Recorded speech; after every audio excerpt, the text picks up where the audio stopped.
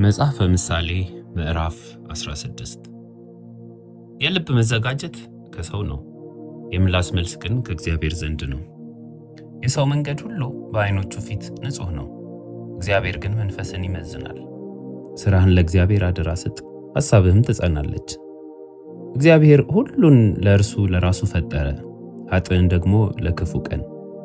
በልቡ የታበየ ሁሉ በእግዚአብሔር ዘንድ ርኩስ ነው፣ እጅ በእጅም ሳይቀጣ አይቀርም። በምሕረትና በእውነት ኃጢአት ትሰረያለች፣ እግዚአብሔርንም በመፍራት ሰው ከክፋት ይመለሳል። የሰው አካሄድ እግዚአብሔርን ደስ ያሰኘው እንደሆነ በእርሱና በጠላቶቹ መካከልስ እንኳ ሰላምን ያደርጋል። በጽድቅ የሚገኝ ጥቂት ነገር በአመፅ ከሚገኝ ከብዙ ትርፍ ይሻላል። የሰው ልብ መንገዱን ያዘጋጃል፣ እግዚአብሔር ግን አካሄዱን ያቀናለታል። የእግዚአብሔር ብይን በንጉሥ አፍ ነው፣ አፉም በፍርድ አይስትም። እውነተኛ ሚዛንና መመዘኛ የእግዚአብሔር ናቸው፣ የከረጢት መመዘኛዎች ሁሉ የእርሱ ሥራ ናቸው። ግፍን መስራት በንጉሥ ዘንድ ጸያፍ ነገር ነው፣ ዙፋን በጽድቅ ይጸናልና። የጽድቅ ከንፈር የነገሥታት ደስታ ናት፣ በቅን የሚናገር እርሱንም ይወዱታል። የንጉሥ ቁጣ እንደ ሞት መልእክተኛ ነው፣ ጠቢብ ሰው ግን ያቆላምጠዋል። በንጉሥ ፊት ብርሃን ዘንድ ሕይወት አለ፣ መልካም ፈቃዱም እንደ በልግ ዝናብ ደመና ነው። ጥበብን ማግኘት ምንኛ ከወርቅ ይሻላል፣ ማስተዋልንም ማግኘት ከብር ይልቅ የሚመረጥ ነው። የቅኖች መንገድ ከክፋት መራቅ ነው፣ መንገዱን የሚጠብቅ ነፍሱን ይጠብቃታል። ትዕቢት ጥፋትን፣ ኩሩ መንፈስም ውድቀትን ይቀድማል። ከዕቡያን ጋር ምርኮን ከመካፈል ከትሑታን ጋር በተዋረደ መንፈስ መሆን ይሻላል። ቃልን የሚያዳምጥ መልካም ነገርን ያገኛል፣ እግዚአብሔር የታመነ ምስጉን ነው። ልቡ ጠቢብ የሆነ አስተዋይ ይባላል፣ በከንፈሩም ጣፋጭ የሆነ ትምህርትን ያበዛል። ገንዘብ ላደረገው ሰው ዕውቀት የሕይወት ምንጭ ነው፣ ስንፍና ግን የሰነፎች ቅጣት ነው። የጠቢብ ልብ አፉን ያስተምራል፣ ለከንፈሩም ትምህርትን ይጨምራል። ያማረ ቃል የማር ወለላ ነው፣ ለነፍስ ጣፋጭ ለአጥንትም ጤና ነው። ለሰው ቅን የምትመስል መንገድ አለች፣ ፍጻሜዋ ግን የሞት መንገድ ነው። የሰራተኛ ራብ ለእርሱ ይሰራል፣ አፉ ይጎተጉተዋልና። ምናምንቴ ሰው ክፋትን ይምሳል፣ በከንፈሩም የሚቃጠል እሳት አለ። ጠማማ ሰው ጥልን ይዘራል፣ ጆሮ ጠቢ ሰው የተማመኑትን ወዳጆች ይለያያል። ግፈኛ ሰው ወዳጁን ያባብላል፣ መልካምም ወዳይደለ መንገድ ይመራዋል። ዓይኑን የሚዘጋ ጠማማ ሐሳብን ያስባል፣ ከንፈሩን የሚነክስ ክፋትን ይፈጽማል። የሸበተ ፀጉር የክብር ዘውድ ነው፣ እርሱም በጽድቅ መንገድ ይገኛል። ትዕግሥተኛ ሰው ከኃያል ሰው ይሻላል፣ በመንፈሱም ላይ የሚገዛ ከተማ ከሚወስድ ይበልጣል። ዕጣ በጉያ ይጣላል፣ መደቧ ሁሉ ግን ከእግዚአብሔር ዘንድ ነው። መጽሐፈ ምሳሌ ምዕራፍ 17 ጥል ባለበት ዘንድ እርድ ከሞላበት ቤት በጸጥታ ደረቅ ቁራሽ ይሻላል።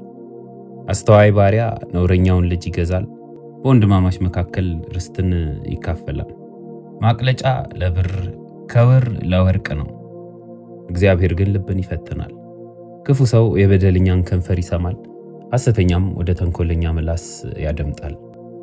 በድሃ የሚያላግጥ ፈጣሪውን ይሰድባል፣ በጥፋት ደስ የሚለው ሳይቀጣ አይቀርም። የሽማግሌዎች አክሊል የልጅ ልጆች ናቸው፣ የልጆችም ክብር አባቶቻቸው ናቸው። ለሰነፍ የኩራት አነጋገር አይገባውም፣ ይልቁንም ሐሰተኛ ከንፈር ለመኮንን አይገባውም። ገንዘብ ባደረገው ፊት መማለጃ እንደተዋበ ዕንቁ ነው፣ ወደ ዞረበትም ስፍራ ሁሉ ሥራውን ያቀናል። ኃጢአትን የሚከድን ሰው ፍቅርን ይሻል፣ ነገርን የሚደጋግም ግን የተማመኑትን ወዳጆች ይለያያል። 100 ግርፋት በሰነፍ ጠልቆ ከሚገባ ይልቅ ተግሳጽ በአስተዋይ ሰው ጠልቆ ወደ ልቡ ይገባል። ክፉ ሰው አመፃን ብቻ ይሻል፣ ስለዚህ ጨካኝ መልአክ ይላክበታል።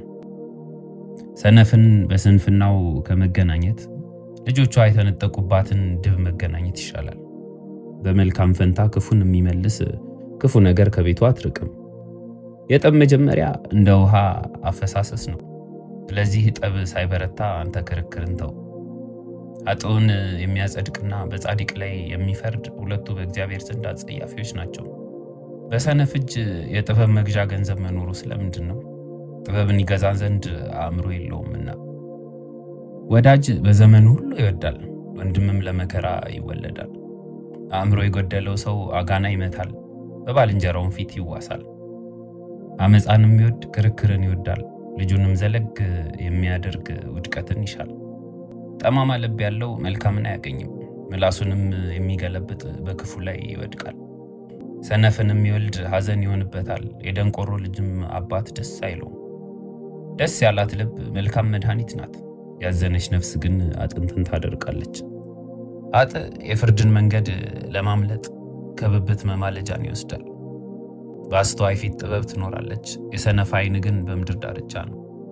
ሰነፍ ልጅ ለአባቱ ጸጸት ነው፣ ለወለደችውም ምሬት ነው። ጻድቅን መቅጣት ጨዋ ሰውንም በጻድቁ መምታት መልካም አይደለም። ጥቂት ቃልን የሚናገር አዋቂ ነው፣ መንፈሱም ቀዝቃዛ የሆነ አስተዋይ ነው። ሰነፍ ዝም ቢል ጠቢብ ሆኖ ይቆጠራል፣ ከንፈሩንም የሚቆልፍ ባለ አእምሮ ነው ይባላል።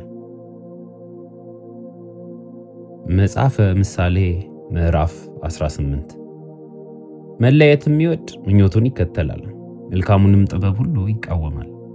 ሰነፍ የጥበብን ነገር አይወድም፣ በልቡ ያለውን ሁሉ መግለጥ ብቻ ይወዳል እንጂ። ኃጥእ በመጣ ጊዜ ንቀት ደግሞ ይመጣል፣ ነውርም ከስድብ ጋር። የሰው አፍ ቃል የቀለጠ ውሃ ነው፣ የጥበብ ምንጭ ፈሳሽ ወንዝ ነው። የጻድቅ ፍርድ ይጠም ዘንድ ለኃጥእም ማድላት መልካም አይደለም። የሰነፍ ከንፈር በጥል ውስጥ ትገባለች፣ አፉም በትርን ትጠራለች። የሰነፍ አፍ ለራሱ ጥፋት ነው፣ ከንፈሩም ለነፍሱ ወጥመድ ነው። የጆሮ ጠቢ ቃል እንደ ጣፋጭ መብል ነው፣ እርሱም እስከ ሆድ ጉርጆች ድረስ ይወርዳል። በሥራው ታካች የሚሆን የሀብት አጥፊ ወንድም ነው። የእግዚአብሔር ስም የጸና ግንብ ነው፣ ጻድቅ ወደ እርሱ ሮጦ ከፍ ከፍ ይላል። ለባለጠጋ ሰው ሀብቱ እንደ ጸናች ከተማ ናት፣ በሐሳቡም እንደ ረጅም ቅጥር። ሰው ሳይወድቅ በፊት ልቡ ከፍ ከፍ ይላል፣ ትሕትናም ክብረትን ትቀድማለች። ሳይሰማ ነገርን በሚመልስ ስንፍናና እፍረት ይሆንበታል። የሰው ነፍስ ሕመሙን ይታገሳል፣ የተቀጠቀጠን መንፈስ ግን ማን ያጠነክረዋል? የአስተዋይ ልብ እውቀትን ያገኛል፣ የጠቢባን ጆሮ እውቀትን ትፈልጋለች። የሰው ስጦታ መንገዱን ታሰፋለታለች፣ በታላላቆችም ፊት ታገባዋለች። ወደ ፍርድ አስቀድሞ የገባ ጻድቅ ይመስላል፣ ባልንጀራው ግን መጥቶ ይመረምረዋል። ዕጣ ክርክርን ትከለክላለች፣ በኃያላንም መካከል ትበይናለች። የተበደለ ወንድም እንደ ጸናች ከተማ ጽኑ ነው፣ ክርክራቸውም እንደ ግንብ ብረት ነው። የሰው ሆድ ከአፉ ፍሬ ይሞላል፣ ከንፈሩም ከሚያፈረው ይጠግባል። ሞትና ሕይወት በምላስ እጅ ናቸው፣ የሚወዷትም ፍሬዋን ይበላሉ። ሚስትን ያገኘ በረከትን አገኘ፣ ከእግዚአብሔርም ሞገስን ይቀበላል። ድሃ በትሕትና እየለመነ ይናገራል፣ ባለጠጋ ግን በድፍረት ይመልሳል። ብዙ ወዳጆች ያሉት ሰው ይጠፋል፣ ነገር ግን ከወንድም አብልጦ የሚጠጋጋ ወዳጅ አለ።